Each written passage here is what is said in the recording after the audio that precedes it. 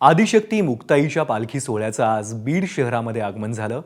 या पालखी सोहळ्यात हजारो वारकरी सहभाग झाले असून संत मुक्ताईंच्या या पालखीचं उत्साहात आणि जल्लोषात बीडकरांनी स्वागत केलं।